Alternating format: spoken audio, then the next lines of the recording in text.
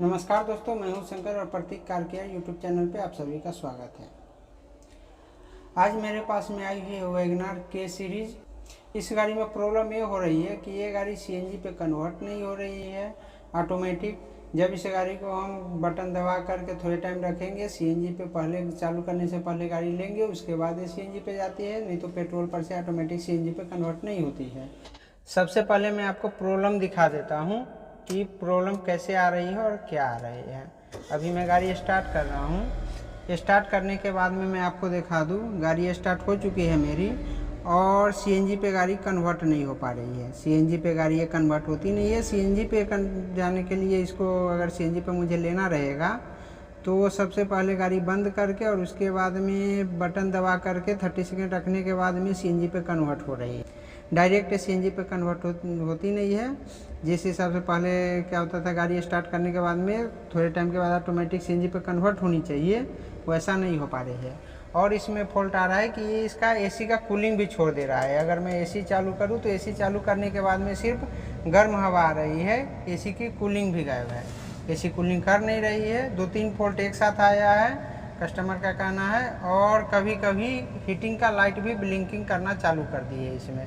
हालांकि अभी हीटिंग का लाइट ब्लिंकिंग नहीं कर रहा है, लेकिन गाड़ी अगर ठंडी भी रहे तो भी हीटिंग का लाइट ब्लिंकिंग करता है। तो सबसे पहले हम इसको स्कैनिंग करेंगे और स्कैनिंग करने के बाद में देखते हैं कि फॉल्ट क्या बता रहा है स्कैनिंग में। तो चलिए स्कैनिंग शुरू करते हैं।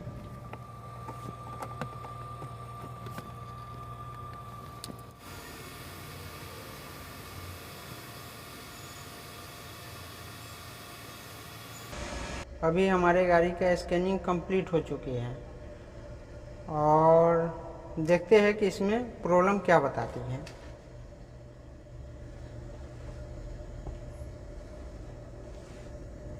अभी इसमें नंबर और फॉल्ट्स 3 आ रही है। इसमें अभी कोड आ रहा है P0118 और तीनों वही कोड है। और कोड है इसका high voltage detector from the engine coolant temperature sensor.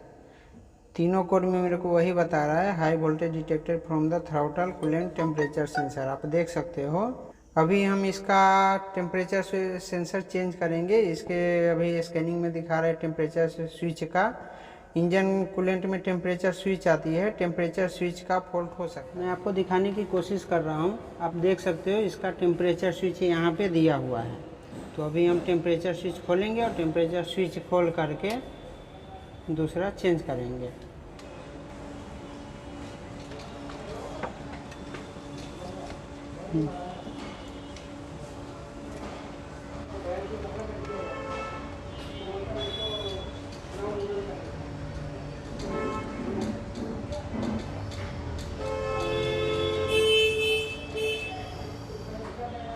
देख सकते हो अभी हमने इसका टेम्परेचर स्विच खोल लिया है।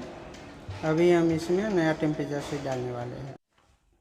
आप देख सकते हो अभी हमने इसका टेम्परेचर स्विच खोल करके निकाल लिया है और निकालने के बाद में अभी हम इसमें नया स्विच इंस्टॉल करने वाले हैं।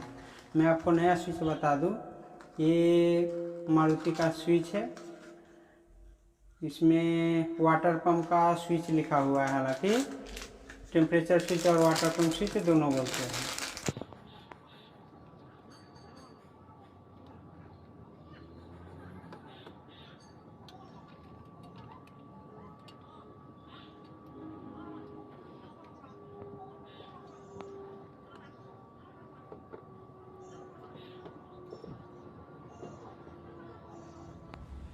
जैसा कि आप लोग देख सकते हो फ्रेंड्स, अभी हमने इसका टेम्परेचर स्विच डाल दिया है और डालने के बाद में मैं आपको गाड़ी चालू करके दिखाता हूँ।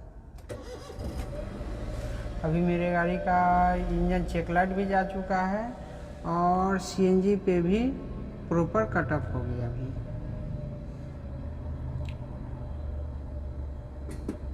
देख सकते हो अभी ये गाड़ी सीएनजी पे भी कटअप हो चुकी है, सीएनजी पे भी ऑटोमेटिक कन्वर्ट हो चुकी है और इस गाड़ी का एसी कूलिंग भी परफेक्ट हो रहा है।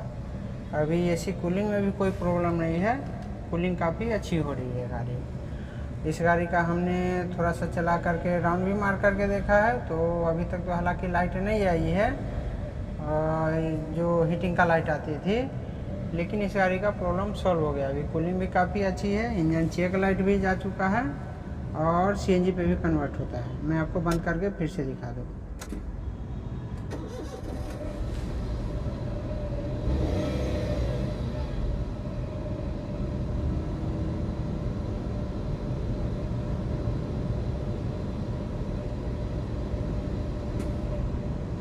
देख सकते हो फिर से CNG पे ऑटोमेटिक कन्वर्ट हो चुकी है। तो इसी के साथ में वीडियो ख़त्म करते हैं। थैंक यू दोस्तों।